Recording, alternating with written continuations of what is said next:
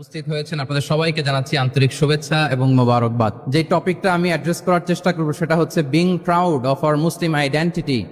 আমরা যে মুসলিম, আমরা আমাদের আত্মপরিচয় নিয়ে গর্ববোধ করি কিনা? আমরা যে মুসলিম, আমাদের কোর আইডেন্টিটি যে ইসলাম, এটা নিয়ে আমাদের মধ্যে কোনো সংশয় কাজ করে কিনা? আমরা কোনো ইনফিরিয়রিটি কমপ্লেক্সে হীনমন্যতায় ভুগি কিনা? এই বিষয়টা নিয়ে আজকে কথা বলবার চেষ্টা করবো ইনশাআল্লাহ বিইذনিল্লাহ। আমরা আল্লাহর দরবারে শুকরিয়া আদায় করছি যে আল্লাহ তাআলা আমাদেরকে ইসলাম দিয়ে ধন্য করেছেন। উই আর ব্লেসড উইথ ইসলাম, ঠিক কিনা বলেন? ইসলাম পেয়ে আমরা ধন্য, আলহামদুলিল্লাহ। এবং মজার ব্যাপার হচ্ছে আমাদেরকে ইসলামকে খুঁজে বের করতে হয়নি। অনেক নন মুসলিমদের স্টোরি আপনারা শুনবেন যে তারা নিজের সাথে নিজে যুদ্ধ করে, বোঝাপড়া করে, নিজেকে কনভিন্স করে তারপরে ইসলাম ধর্ম গ্রহণ করেছেন, রিভার্টেড মুসলিম, কনভার্টেড মুসলিম। কিন্তু তার বিপরীতে আমরা বাই বর্ন মুসলিম হিসেবে এই পৃথিবীতে এসেছি, আলহামদুলিল্লাহ। উই আর ব্লেসড উইথ ইসলাম। আমরা সবাই জানি যে ইসলাম শব্দের অর্থ হচ্ছে টু সারেন্ডার, কমপ্লিট সাবমিশন। আল্লাহ তাআলার আদেশের সামনে সারেন্ডার করা, নিজেকে ফুললি আল্লাহর কাছে সাবমিসিভ ওয়েতে প্রেজেন্ট করা, এটাই হচ্ছে ইসলাম। আল্লাহর আদেশের সামনে, আল্লাহর ইচ্ছার সামনে নিজেকে পেশ করা, কোনো যদি কিন্তু তবে ছাড়া। আই রিপিট, আমি আবারও বলছি, কোনো যদি কিন্তু তবে ছাড়া আল্লাহর আদেশের সামনে, আল্লাহর ইচ্ছার সামনে নিজেকে উজাড় করে দেওয়ার নাম হচ্ছে ইসলাম। আল্লাহর ইচ্ছার সামনে, আদেশের সামনে নিজেকে উজাড় করে দেওয়ার নাম কি? ইসলাম।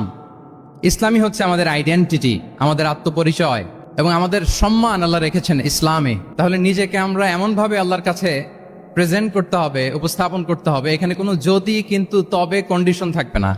আল্লাহ আদেশ করেছেন তো মেনে নিয়েছি। নিজেকে উজাড় করে সঁপে দেয়া, ঠিক যেমনি সাইয়েদনা ইব্রাহিম আলাইহিস সালাম নিজেকে সঁপে দিয়েছিলেন। আল্লাহ তাআলা বলছেন ওয়া ইয ক্বালা লাহু রাব্বুহু আসলিম ক্বালা আসলামতু লিরাব্বিল আলামিন। আল্লাহ তাআলা যখন সাইয়েদনা ইব্রাহিম আলাইহিস সালামকে বলেছিলেন যে ইব্রাহিম আসলিম মানে সারেন্ডার করো, আত্মসমর্পণ করো, তিনি কোনো যদি কিন্তু তবে এগুলোর আশ্রয় নিয়েছিলেন নাকি? বলেন তো না। আসলামতু লিরাব্বিল আলামিন, আল্লাহ আমি সারেন্ডার করলাম, আল্লাহ আমি আত্মসমর্পণ করলাম, আল্লাহ আমার নিজেকে আমি আপনার কাছে সঁপে দিলাম। এটাই হচ্ছে ইসলাম। এবং আমাদের সম্মান, আমাদের স্টেটাস, আমাদের ডিগনিটি, আমাদের মর্যাদা আল্লাহ তাআলা রেখেছেন এই ইসলামের ভেতরে। সাইয়েদনা ওমর ফারুক রাদিয়াল্লাহু তাআলা আনহু তিনি বলতেন, নাহনু কওমুন আ'আজ্জানাল্লাহু বিল ইসলাম।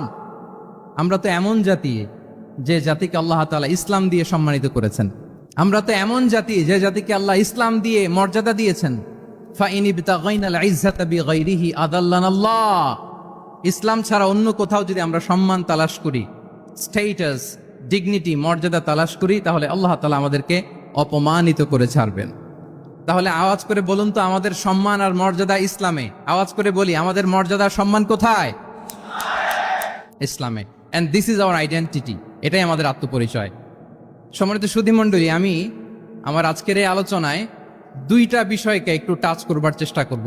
এক নাম্বার হচ্ছে why should we feel proud of our identity. আমাদের মুসলিম আইডেন্টিটি নিয়ে আমাদের কেন প্রাউড ফিল করা উচিত? ইসলাম যে কত মহিমান্বিত, কত চমৎকার একটা religion and all encompassing way of life, এটা অনেক সময় আমরা উপলব্ধি করি না। তো আমরা বোঝার চেষ্টা করব যে কেন ইসলাম নিয়ে আমাদের প্রাউড ফিল করা উচিত। আমরা সবাই মুসলিম, এজন্যই কি ইসলাম অনন্য? আমি ইসলাম ধর্মের অনুসারী, তো গায়ের জোরে কি আমি ইসলামকে শ্রেষ্ঠ বলবো? শ্রেষ্ঠ বললে হবে না। আল্লাহ তাআলা এমন কিছু ক্যারেক্টারিস্টিক্স, এমন কিছু ফিচার দিয়ে ইসলামকে সৌন্দর্যমণ্ডিত করেছেন, বিউটিফাই করেছেন, ফলে বাই ডিফল্ট ইসলাম শ্রেষ্ঠ। আল্লাহু আকবার। এটা জোর করে, তর্ক করে, চাপার জোরে ইসলামকে শ্রেষ্ঠ প্রমাণ করা লাগবে না। বাই ডিফল্ট ইসলাম শ্রেষ্ঠ। এমন কিছু ফিচার আল্লাহ তাআলা আমাদেরকে দিয়েছেন ইসলামের ভেতরে, যে কারণে ইসলাম বাই ডিফল্ট এটা শ্রেষ্ঠ একটি ধর্ম।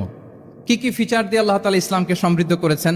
কেন ইসলাম অনন্য? কেন আমাদের মুসলিম আইডেন্টিটি নিয়ে আমাদের প্রাউড ফিল করা উচিত? এ বিষয়ে প্রথমে কথা বলবো। এরপরে কথা বলবো what should we do to protect our Muslim identity. কেন আমরা প্রাউড ফিল করবো মুসলিম আইডেন্টিটি নিয়ে? এরপরে কথা বলবো এই মুসলিম আইডেন্টিটিকে আমরা কিভাবে প্রোটেক্ট করতে পারি।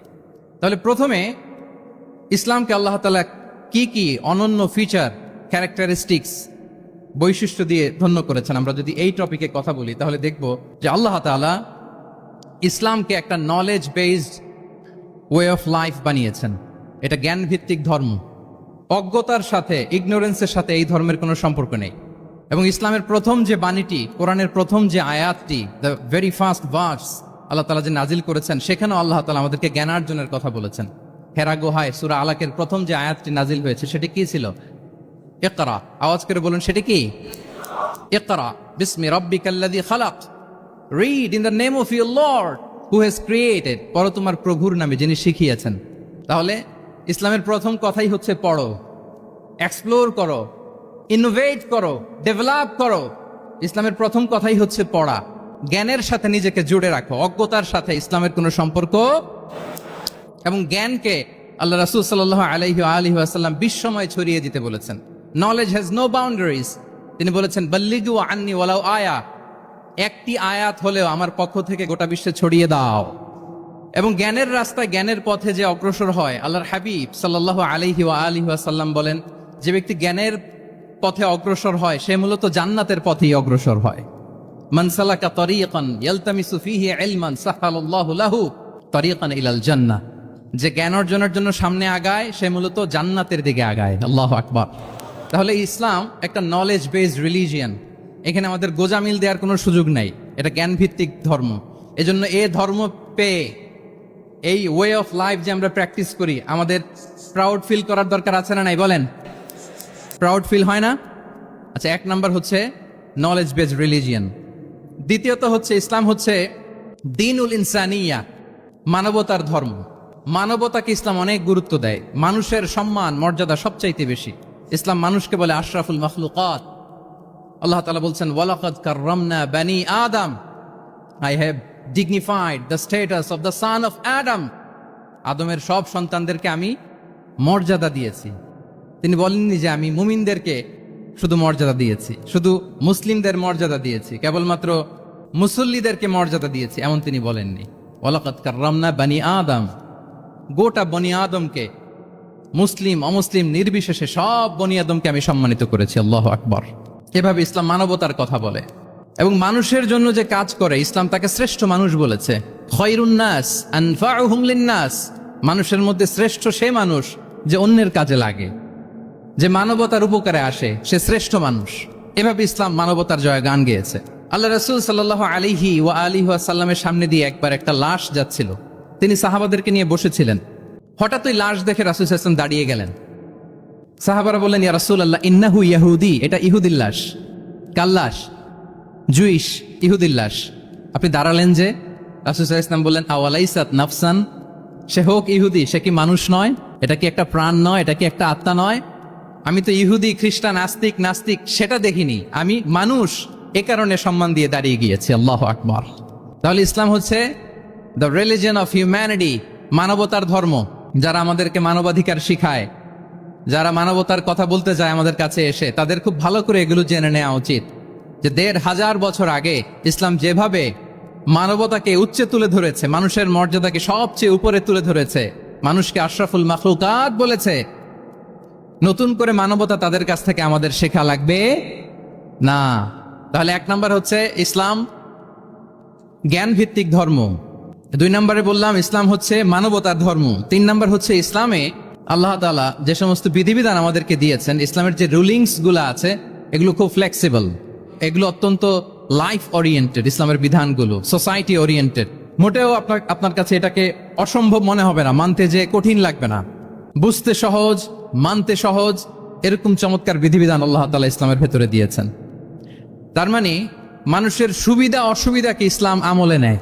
আমাদের সাধ্যের বাইরে কোনো বিধান আল্লাহ তাআলা ইসলামে চাপিয়ে দেননি। লা ইউকাল্লিফুল্লাহু নাফসান ইল্লা উসআহা, সাধ্যের বাইরে আল্লাহ তাআলা কোনো বিধান আমাদের উপর চাপিয়ে দেন নাই। কোনো কিছু যদি আমাদের আউট অফ ক্যাপাসিটি হয়, এরকম কোনো বিধান আল্লাহ আমাদেরকে দেন নাই।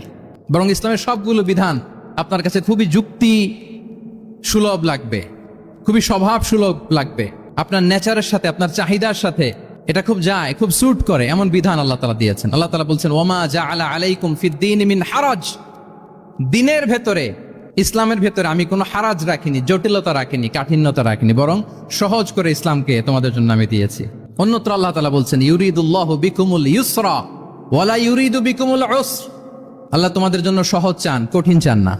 আমরা অনেক সময় না বুঝে ইসলামকে খুব কঠিন করে প্রেজেন্ট করি, উপস্থাপন করি। ইসলাম আসলে এত কঠিন না, কিন্তু আমরা কঠিন করে ফেলি। কিন্তু আল্লাহ তাআলা সহজ করেছেন। কতটা সহজ? নামাজের মধ্যে দাঁড়িয়ে সালাত আদায় করা হচ্ছে ফরজ। দাঁড়িয়ে সালাত আদায় করা কি? আপনি দাঁড়াতে পারেন না, বসে পড়লেও কবুল করবে কে? আল্লাহ কবুল করবে। বসতে পারেন না, শুয়ে পড়লেও আল্লাহ কবুল করবেন। অজু করে নামাজ পড়া ফরজ, অজুর পানি নাই, তাই এমন করে নামাজ পড়লেও আল্লাহ কবুল করবেন। তাহলে বলেন তো ইসলাম পালন কি কঠিন না সহজ? আমরা মাঝে মাঝে খুব কঠিন করে উপস্থাপন করি। অনেক সময় আমাদের কাছে লিগাল অপিনিয়ন চায়, ফতোয়া জানতে চায়, আমরা এত কঠিনভাবে অনেক সময় রেসপন্স করি, যিনি জিজ্ঞেস করেছেন তার মানতে বড্ড কষ্ট হয়। কিন্তু ব্যাপারটা ছিল এমন চমৎকার করে আমাদের প্রেজেন্টেশনের দরকার ছিল যে তার কাছে খুব সহজ মনে হবে এটা। কারণ যে সমস্ত বিধিবিধান আল্লাহ তাআলা আমাদেরকে দিয়েছেন ইসলামে, এগুলো মানাটা আমাদের জন্য সহজ, ফ্লেক্সিবল। ইসলামের একটা বিধান হচ্ছে তাইসির, ফ্লেক্সিবিলিটি। মানুষের সুবিধা অসুবিধা এটা ইসলাম আমলে নেয়। কতটা আমলে নেয় ছোট্ট একটা উদাহরণ দিলে আমরা বুঝতে পারবো। রাসূল সাল্লাল্লাহু আলাইহি ওয়াসাল্লাম সাহাবাদেরকে নিয়ে একবার বসা, হঠাৎ করে এক সাহাবী এসে বললেন, ইয়া রাসূলুল্লাহ হালাকতু ইয়া রাসূলুল্লাহ, হে আল্লাহর রাসূল আমি তো শেষ। রাসূল সাল্লাল্লাহু আলাইহি ওয়াসাল্লাম বললেন, তুমি শেষ, তোমার আবার কি হলো? তো সাহাবী বলেন, ওয়াকাআতু আলা ইমরাআতি ফি রমাদান, আমি রমজান মাসে দিনের বেলায় আমার স্ত্রীর সাথে ফিজিক্যাল ইন্টিমেসিতে চলে গেছে, ভুল করে ফেলছি। আমরা জানি যে রমাদানে আমরা কিছু কাজ করতে পারি না। সিয়ামের সংজ্ঞাই হচ্ছে আসওমু হুয়াল ইমসাক আনিল আকলি ওয়া শুরবি ওয়াল জিমাই মিন তুলুইল ফাজরি ইলা গুরুবি শামসি মা আন-নিয়া, মানে রোজা হচ্ছে এটা এমন ইবাদত, সূর্যোদয় থেকে সূর্যাস্ত পর্যন্ত না খেয়ে থাকা, কোনো কিছু পান না করা, এবং দিনের বেলায় বিবাহিতরা তাদের স্ত্রীদের সাথেও ইন্টিমেসিতে যেতে পারবে না।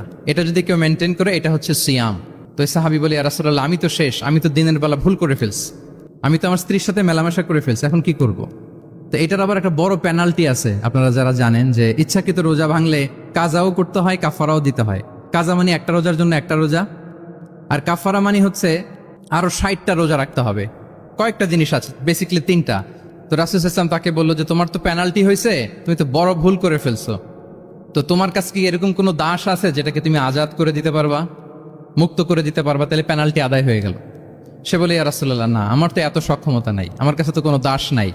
আচ্ছা দাস নাই, তো রাসূল সাল্লাল্লাহু আলাইহি ওয়াসাল্লাম বললেন তাইলে তুমি টানা 2 মাস রোজা রাখতে হবে, তাইলেও পেনাল্টি হয়ে যাবে, আদায় হয়ে যাবে, পারবা? সে বলে, ইয়া রাসূলুল্লাহ 2 মাস রোজা রাখা তো এটা কঠিন হয়ে যায়, ইটস নট এ জোক, টানা 60 দিন কি করে রোজা রাখ? তো রাসূল সাল্লাল্লাহু আলাইহি ওয়াসাল্লাম বললেন এটাও পারবে না, তাহলে 60 জন মিসকিনকে খাবার খাইয়ে দিতে হবে এজ এ পেনাল্টি। এটা বড় অন্যায় করে ফেলছো, 60 জন মিসকিনকে খাবার খাওয়াবে, এটা পারবা? সে বলে, ইয়া রাসূলুল্লাহ এটাও পারবো না। তাহলে কয়টা অপশন দিয়েছিলেন রাসূল সাল্লাল্লাহু আলাইহি ওয়াসাল্লাম? আওয়াজ করে বলেন তো কয়টা? একটাও উনি পারবে না। দাসও আজাদ করতে পারবে না, 2 মাস রোজাও রাখতে পারবে না, 60 জনকে খাওয়াতেও পারবে না। তো রাসূল সাল্লাল্লাহু আলাইহি ওয়াসাল্লাম বলেন কিছুই যখন পারবে না, কি আর করা, যাও একটু অপেক্ষা করো, দেখি কি করা যায় তোমাকে নিয়ে। তো রাসূল সাল্লাল্লাহু আলাইহি ওয়াসাল্লাম অন্যান্যদের প্রশ্নের উত্তর দিচ্ছিলেন, সময় যাচ্ছে, হঠাৎ করে রাসূল সাল্লাল্লাহু আলাইহি ওয়াসাল্লামের দরবারে এক ঝুড়ি সাদাকার খেজুর আসলো, এক ঝুড়ি। তো সাদাকার এক ঝুড়ি খেজুর দেখে রাসূল সাল্লাল্লাহু আলাইহি ওয়াসাল্লাম বললেন ওই ব্যক্তিকে ডাকো যার কিছু নাই, কিছুই করতে পারবে না। ডেকে আনা হলো। রাসূল সাল্লাল্লাহু আলাইহি ওয়াসাল্লাম বললেন যাও, তুমি তো কিছুই করতে পারবে না, এই এক ঝুড়ি চ্যারিটির খেজুর, সাদাকার খেজুর তুমি গরিবদের মাঝে বিতরণ করে দাও, তাসাদ্দাক বিহা, এটা বিতরণ করে দাও, তাইলে আশা করি আল্লাহ তোমাকে মাফ করবে। তো এই সাহাবী বলে, ইয়া রাসূলুল্লাহ আলা আফকারা মিন্না ইয়া রাসূলুল্লাহ, আমার চেয়েও গরিব কাউকে খুঁজে বের করে দান করতে হবে? তো রাসূল সাল্লাল্লাহু আলাইহি ওয়াসাল্লাম বললেন হ্যাঁ, গরিবকেই তো দিতে হবে। তো উনি বললেন যে রাসূলুল্লাহ পুরো মদিনার তল্লাটে আমার চাইতে গরিব কেউ আর নাই, আমি সব চাইতে গরিব। ফাদাহিকা রাসূলুল্লাহ হাত্তা বাদাত আনিয়াবু, একথা শুনে রাসূল সাল্লাল্লাহু আলাইহি ওয়াসাল্লাম হেসে দিলেন, এত হেসে দিলেন যে রাসূল সাল্লাল্লাহু আলাইহি ওয়াসাল্লাম এই পাশের চোয়ালের দাঁত দেখা গেল। এত বেশি হাসেন না উনি, নিজেকে ধরে রাখতে পারলেন না, হাসি আটকে রাখতে পারলেন না। ফাদাহিকা রাসূলুল্লাহ, হেসে দিলেন, হাত্তা বাদাত আনিয়াবু, ওনার দাঁতের এ পাশ ও পাশ দেখা গেল। তো রাসূল সাল্লাল্লাহু আলাইহি ওয়াসাল্লাম বললেন যাও, দাস মুক্তি করতে পারবো না, 2 মাস রোজাও রাখতে পারবো না, তারপরে 60 জনকে খাবারও খাওয়াতে পারবো না, এখন দিলাম চ্যারিটির এক ঝুড়ি খেজুর, এটা গরিবদের মধ্যে দান করে দাও। তুমি বলো যে তোমার চেয়ে গরিব আর কেউ নেই, তো কি করা, যাও তুমি তোমার ফ্যামিলি নিয়ে এটা খাও, তোমার ফ্যামিলির মেম্বার্স যারা আছে এদেরকে নিয়ে এটা কি করো, খাও। দেখেন আমাদের সুবিধা অসুবিধাকে ইসলাম কতটা বিবেচনায় নেয়। আসছিল পেনাল্টি দিতে, কথা বুঝতেছেন আমার? ওই সাহাবী রাসূল সাল্লাল্লাহু আলাইহি ওয়াসাল্লামের কাছে আসছিল কি দিতে, পেনাল্টি, এখন নিয়ে গেল কি, এক ঝুড়ি। আল্লাহু আকবার পড়বেন না? দিস ইজ আওয়ার ইসলাম, যেটা নিয়ে আমাদের প্রাউড ফিল করা উচিত। কি বলেন? আমাদের যে ধর্ম জ্ঞানের কথা বলে, আমাদের যে ধর্ম মানবতার কথা বলে, আমাদের যে ধর্ম এমন বিধান দেয় যেটা মানতে পালন করতে আমাদের কষ্ট হয় না, বরং আমাদের সুবিধা অসুবিধা বিবেচনায় নেয়। সে ধর্ম নিয়ে, সে ইসলাম নিয়ে আমাদের প্রাউড ফিল করা উচিত কিনা বলেন? শুনি নাই আমি, ইয়েস অর নো? আচ্ছা, গেল ফ্লেক্সিবিলিটি। আচ্ছা, অন্যের অধিকারের ব্যাপারে সচেষ্ট থাকতে বলে ইসলাম। সুবহানাল্লাহ। আল মুসলিমু মান সালিম আল মুসলিমুনা মিন বিলিসানিহি ওয়া ইয়াদিহি। মুসলিম তো সে যার হাত থেকে, যার হাতের অনিষ্ট, মুখের অনিষ্ট থেকে তার আশেপাশের ভাইয়েরা নিরাপদে থাকে, সে হচ্ছে মুসলিম। তার মানে আপনার হাত দিয়ে, আপনার কথা দিয়ে, আপনার কাজ দিয়ে আপনি আশেপাশের কাউকে যদি কষ্ট দেন, আপনি মুসলিম হতে পারবেন? আপনি আশেপাশের কাউকে কষ্ট দিতে পারবেন না। আপনার নেইবরকে যদি আপনি কষ্ট দেন, আপনি মুসলিম হতে পারবেন না। আপনি অন্যের প্রাইভেসিতে যদি ইন্টারফেয়ার করেন, কারো প্রাইভেসি যদি ভায়োলেট করেন, আপনি ভালো মুসলিম হতে পারবেন? কারো পার্সোনাল স্পেসে যদি আপনি নাক গলান, আপনি যদি ইন্টারফেয়ার করেন, তাহলে আপনি ভালো মুসলিম হতে পারবেন না। অন্যের অধিকারের ব্যাপারে ইসলাম আমাদেরকে সচেষ্ট থাকতে বলে। ইসলাম বলে ওয়ালা তাজাসসু, খবরদার, খবরদার, গোয়েন্দাগিরি করো না, কারো পার্সোনাল স্পেসে নাক ঢুকিও না। যেটা তোমার ইস্যু না, যেটা তোমার বিজনেস না, ওখানে তুমি কভু যাবে না। কিন্তু আমরা এগুলো ভায়োলেট করি, দেদারসে, কি বলেন? করি না? অন্যের কোনো বিষয়ে আমাদের আগ্রহ থাকে বেশি, এরকম এরকম থাকে না? এনএসইউতে আলহামদুলিল্লাহ এরকম কেউ নাই, আছে এরকম? কারো পার্সোনাল বিষয়ে আমাদের কোনো ইন্টারেস্ট আছে? আছে না নাই? হাফ হাফ হয়ে গেছে, দেখছেন? আচ্ছা, অন্যের পার্সোনাল বিষয় জানতে খুব মন চায় কার কার, দেখি হাত তুলে ফেলছে কয়েকজন। আল্লাহ হেদায়েত দেখ আমাদেরকে। আচ্ছা, অন্যের পার্সোনাল বিষয়ে নাক গলায় না, এরকম কারা কারা, দেখি। মাশাআল্লাহ, মাশাআল্লাহ, মাশাআল্লাহ। ঠিক আছে, হাত নামান। ঠিক আছে, এবার দুইবারের একবারও যারা হাত তোলেন নাই তারা হাত তোলেন। আপনারা কি করেন? আচ্ছা, তাহলে অন্যের পার্সোনাল ইস্যুতে আমরা আজকে থেকে নাক গলাবো, আমরা ভুল করে ফেলি। ইনশাল্লাহ আমরা এমনটা করব না। আমরা অনেক সময় খুঁচিয়ে খুঁচিয়ে তার পার্সোনাল বিষয় জানতে চাই। বিশেষ করে নিঃসন্তান দম্পতি পেলে আমি দেখেছি খুঁটিয়ে খুঁটিয়ে তাকে প্রশ্ন করে যে ভাই কি সমস্যা, বেবি নিচ্ছেন না কেন, কার সমস্যা, আপনার সমস্যা না ভাবির সমস্যা, আর বেটা তোর কি সমস্যা সেটা বল। একজন নিঃসন্তান দম্পতি কি পরীক্ষার মধ্য দিয়ে যায় আমাদের কোনো আইডিয়া আছে? তার এই পরীক্ষার মধ্যে যদি আমরা কাটা ঘায়ে নুনের ছিটা যদি দেই, তাহলে তার কেমন লাগবে বলেন তো? আছে তো সে পরীক্ষার মধ্যে। খুঁটিয়ে খুঁটিয়ে আমরা তাকে বিব্রত করার চেষ্টা করি। আল্লাহ আমাদেরকে হেফাজত করুন। এগুলো আমরা করব না ইনশাআল্লাহ, বলেন। তাহলে দেখেন, যে ইসলাম আমাদেরকে ইনস্ট্রাক্ট করে, খবরদার কারো পার্সোনাল স্পেসে নাক গলাবা না। হ্যাঁ, প্রত্যেকের একটা প্রাইভেট স্পেস আছে, কেউ এখানে ইন্টারফেয়ার করতে পারবে। ইসলাম আমাদেরকে অন্যের রাইটস এর ব্যাপারে সচেতন থাকতে বলে। ইসলাম আমাদেরকে কমিউনাল হারমোনির কথা বলে, সাম্প্রদায়িক সম্প্রীতি। আমরা মুসলিম, এদেশে আমরা মুসলিম সংখ্যাগরিষ্ঠ, কিন্তু আমাদের হিন্দু ভাইয়েরা আছে, বৌদ্ধরা আছে, তাদের সাথে মিলেমিশে থাকার কথা বলে। এবং রাসূল সাল্লাল্লাহু আলাইহি ওয়াসাল্লাম তো মদিনাতে যে তাই করেছেন, মদিনা চার্টার করেছেন। জুইশরা ছিল, পেগানরা ছিল, মুসলিমরা ছিল, সবাইকে নিয়ে তিনি মদিনা চার্টার করেছেন। পরবর্তীতে তারা বিট্রে করার কারণে, ট্রেচারের কারণে এই মদিনা চার্টার ভঙ্গ হয়েছে, কিন্তু রাসূল সাল্লাল্লাহু আলাইহি ওয়াসাল্লামের পক্ষ থেকে কোনো না ছিল না। তাহলে এই যে পরমত সহিষ্ণুতা, রিলিজিয়াস কো এক্সিস্টেন্স, ধর্মীয় সহাবস্থান, এটার কথা ইসলাম আমাদেরকে বলে। এবং কতটা জোরালো ভাবে বলে আপনি অবাক হবেন। মাইনরিটি রাইটস কে ইসলাম এমন ভাবে প্রিজার্ভ করেছে। আল্লাহ রাসূল সাল্লাল্লাহু আলাইহি ওয়া সাল্লাম বলেন, কোন হিন্দু, কোন মাইনরিটি, কোন সংখ্যালঘু, শব্দটা যদি আমাদের পছন্দের না, বোঝানোর জন্য বলছি, কোন অমুসলিম যদি মুসলিমদের পাশে থাকে এবং কোন মুসলিম যদি তার রাইটকে ভায়োলেট করে, যেমন আপনি মুসলিম, আপনার নেইবার হচ্ছে হিন্দু, আপনি যদি তার হক নষ্ট করেন, জোর করে তার জমি দখল করেন, তাকে তার প্রাপ্য থেকে বঞ্চিত করেন, রাসূল সাল্লাল্লাহু আলাইহি ওয়াসাল্লাম বলেন কিয়ামতের দিন আমি ওই হিন্দুর পক্ষে মুসলিমের বিপক্ষে বাদী হয়ে দাঁড়াবো। আল্লাহু আকবার।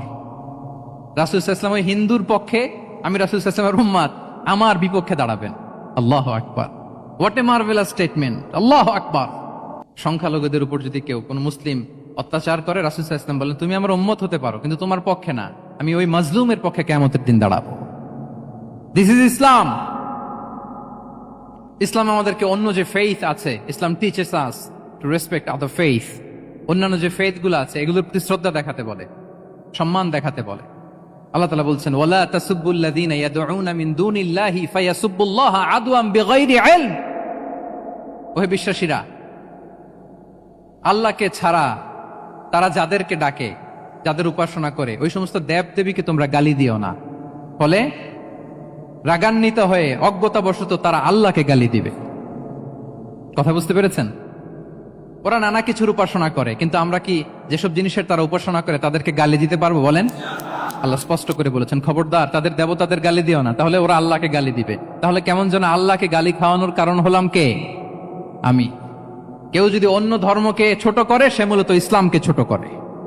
আই রিপিট, আমি আবারও বলছি, যে অন্য ধর্মকে ছোট করে সে ইসলামকে ছোট করে। তাহলে অন্যান্য যে ফেইথ আছে এগুলোর ব্যাপারে আমাদেরকে শ্রদ্ধাশীল থাকতে বলেছে ইসলাম।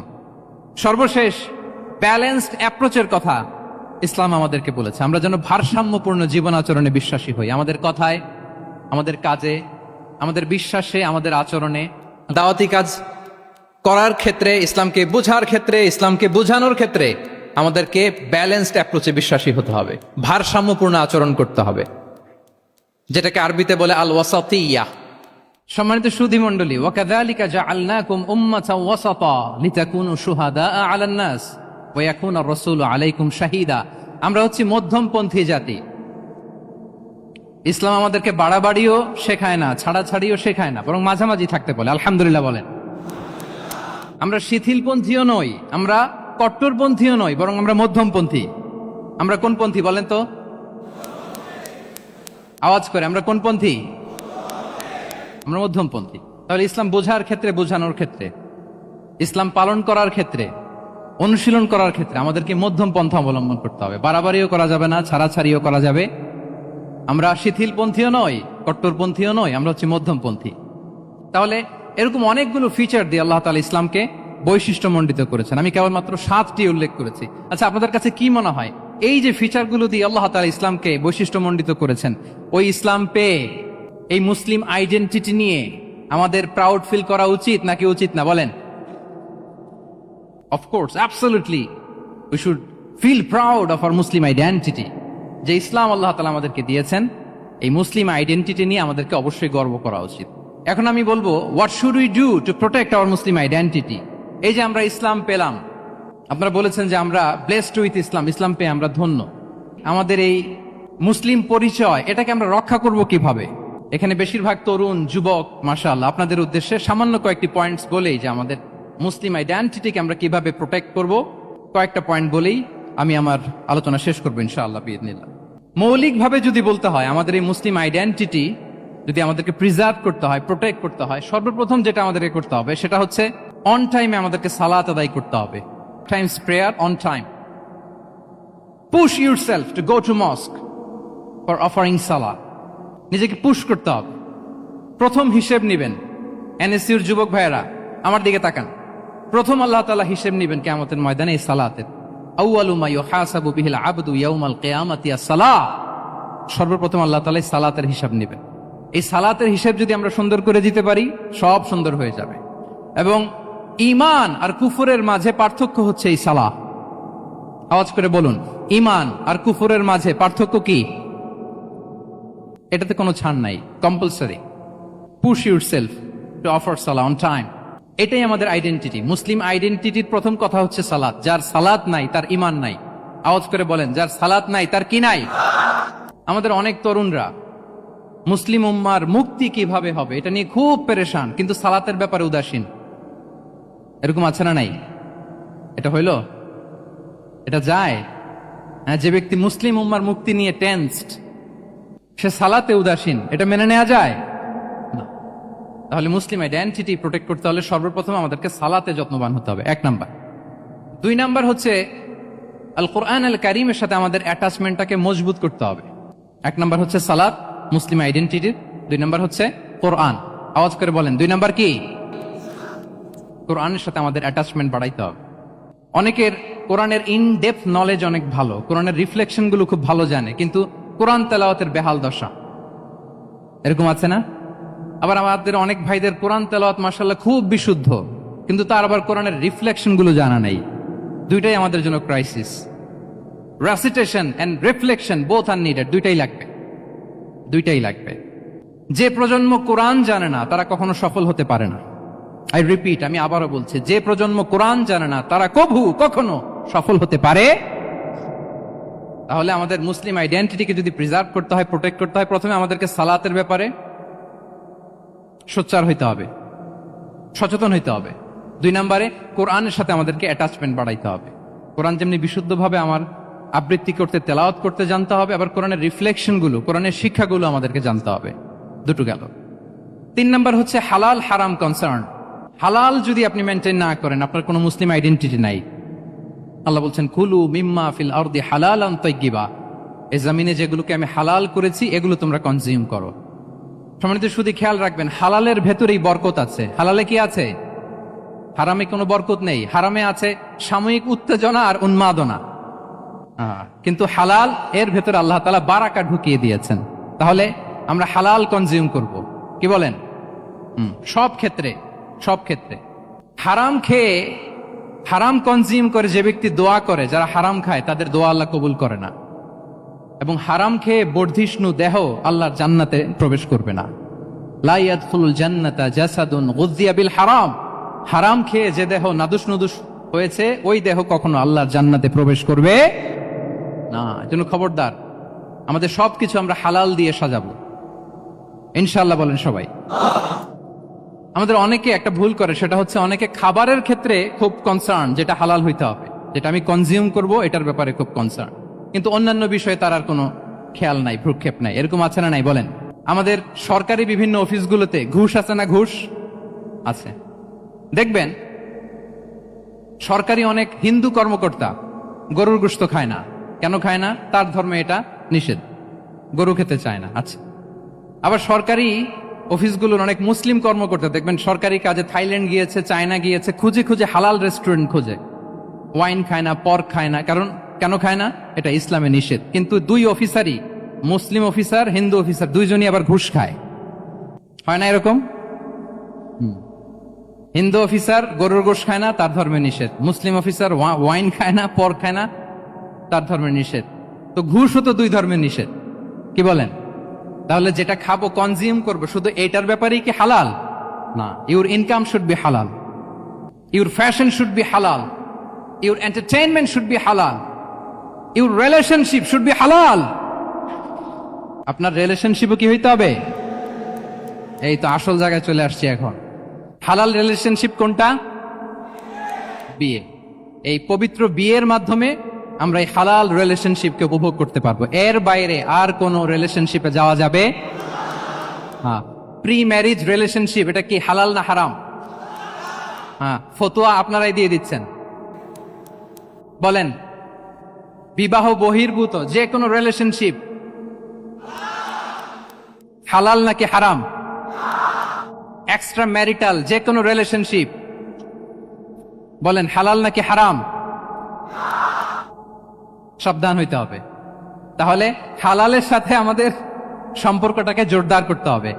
আচ্ছা, আপনারা আমার সাথে আছেন তো? মুসলিম আইডেন্টিটি রক্ষায় প্রথমে কি বলেছিলাম? সালাত। 2 নম্বরে অ্যাটাচমেন্ট উইথ কোরআন। 3 নম্বরে কি? হ্যাঁ, হালাল মেনটেন করতে হবে। আচ্ছা গেল। 4 নাম্বার হচ্ছে আমাদের একটা গুড সার্কেল মেনটেন করতে হবে। Always engage with good circle, maintain a good circle. যত টক্সিক পিপল আছে এদেরকে ইগনোর করবেন, দূরে থাকবেন। আপনাকেও ভালো করতে দিবে না, নিজেরাও ভালো থাকবে না। এরকম আছে না নাই? ভালো স্টাডি সার্কেল মেনটেন করব আমরা। দিনের মৌলিক বিষয়গুলো শেখার জন্য একটা ভালো সার্কেল মেনটেন করব। এমন সার্কেলে থাকবেন, এমন লোককে বন্ধু বানাবেন যাকে দেখলেই আল্লাহর কথা স্মরণ হয়, কি বলেন? এরকম একটা ভালো পরিবেশ খুঁজে নেন, একটা দ্বীনি সার্কেল খুঁজে নেন। Never stop learning Islamic knowledge. যারা এই যে নলেজ শেয়ারিং সেশন করে, ইসলামিক হালাকা করে, কোরআনিক স্টাডি সার্কেল করে, এই সার্কেলগুলোর সাথে আমরা থাকবো ইনশাআল্লাহ। কি বলেন? সবাই থাকবেন তো? তা না হলে মুসলিম আইডেন্টিটি আমরা প্রোটেক্ট করতে পারবো। আচ্ছা, 5 নম্বরে হচ্ছে এঙ্গেজ উইথ গুড ওয়ার্ক। কল্যাণমূলক কাজের সাথে নিজেকে আমরা জড়িয়ে রাখবো। এই যে টাইমটা আপনার লাইফের সবচেয়ে ক্রিম টাইম আপনি পার করছেন, বেশিরভাগ শ্রোতাই তো এখানে তরুণ এবং যুবক, এই সময় আপনি আর পাবেন না, কখনো পাবেন না। এই টাইমটাকে যেন আমরা কাজে লাগাই। এমন সময় আপনারা পার করছেন, আপনারা চাইলে বাতাসের গতিকে আপনারা পাল্টে দিতে পারেন, সাগরের স্রোতকে উল্টে দিতে পারেন, আপনারা চাইলে ইতিহাস গড়তে পারেন। এই যে 24-এর এই যে আপরাইজিং হলো, কারা করেছে এটা?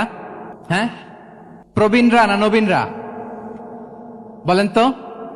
এই যে আবু সাইদ বুক টান টান করে যে দাঁড়িয়েছে, সে কি বুড়া মানুষ ছিল না যুবক ছিল আপনাদের মতো? আল্লাহ রাসূল সাল্লাল্লাহু আলাইহি ওয়া আলিহি ওয়াসাল্লাম তিনি বলেন, ইগতানিম খামসান ক্বাবলা খামসিন, 5 জিনিস ফুরিয়ে যাওয়ার আগে 5 জিনিসকে গনিমত মনে করো, গুরুত্বপূর্ণ মনে করো। এর মধ্যে একটা হচ্ছে শাবাবাকা ক্বাবলা হারামিক, তোমার বার্ধক্য আসার আগে তোমার এই যৌবনকে, প্রৌঢ়ত্বের আগে এই যৌবনকে কাজে লাগাও।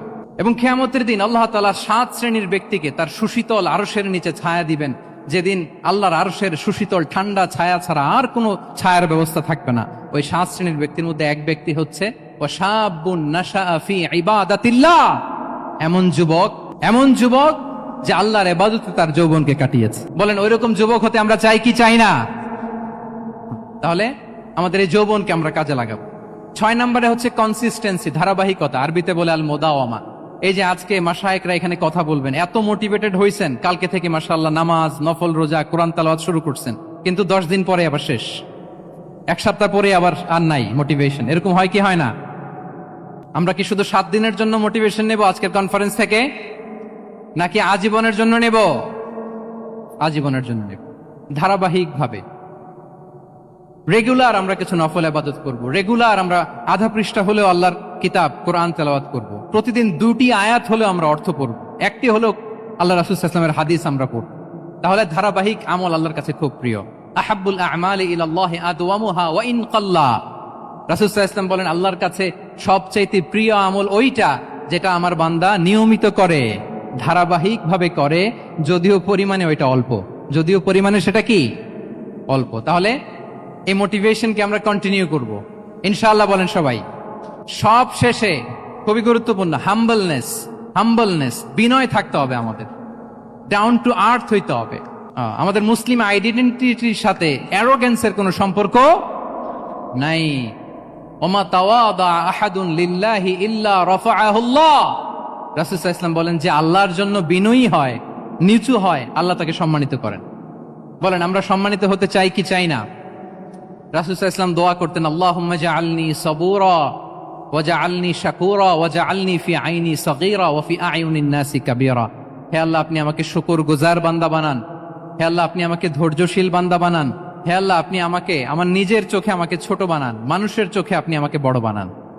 রাসূল সাল্লাল্লাহু আলাইহি ওয়াসাল্লাম নিজ চোখে ছোট থাকতে চেয়েছেন, ফলে গোটা বিশ্বের চোখে রাসূল সাল্লাল্লাহু আলাইহি ওয়াসাল্লামকে বড় মহামানব বানিয়েছেন কে? এখন আপনি নিজের চোখেই যদি বলেন যে আমি অনেক বড়, তাহলে হবে না। এই হাম্বলনেসটা আমাদের থাকতে হবে। সম্মানিত ভাইয়েরা, আমাদের অনেক তরুণদেরকে আমি দেখি যে নতুন দিনে ফিরেছে, নতুন তার মধ্যে উপলব্ধি আসছে, রিয়েলাইজেশন আসছে যে আগে রং ট্র্যাকে ছিলাম, এখন রাইট ট্র্যাকে আসতে চাই, ইসলামকে অনুশীলন করতে চাই। আলহামদুলিল্লাহ, খুব ভালো। তো তার যখন রিয়েলাইজেশন আসছে, সে কিছু পড়াশোনা শুরু করে দেয়, কিছু পড়াশোনা করে, কিছু স্কলারসদের লেকচার শুনে।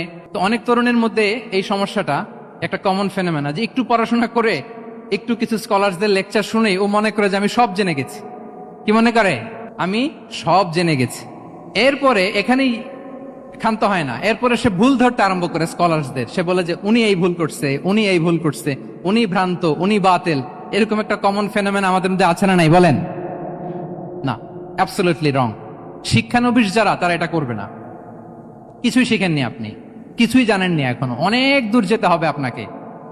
কোনো বিষয়ে কমেন্টস করতে গেলে, কোনো ইস্যু নিয়ে আপনাকে মন্তব্য করতে গেলে আপনাকে অগাধ পাণ্ডিত্য অর্জন করতে হবে, তারপর আপনি সে বিষয়ে কথা বলতে পারবেন। তাহলে এই জাতীয় অ্যাটিটিউড যেন কখনো, এগুলো শয়তান করে, এই অ্যাটিটিউড যদি আমার মধ্যে ঢুকে, আপনি হয়তো ইসলাম থেকেও দূরে সরে যাবেন। আল্লাহ এই ধরনের অ্যাটিটিউড থেকে আমাদেরকে হেফাজত করুক, আমরা পড়ি আমিন।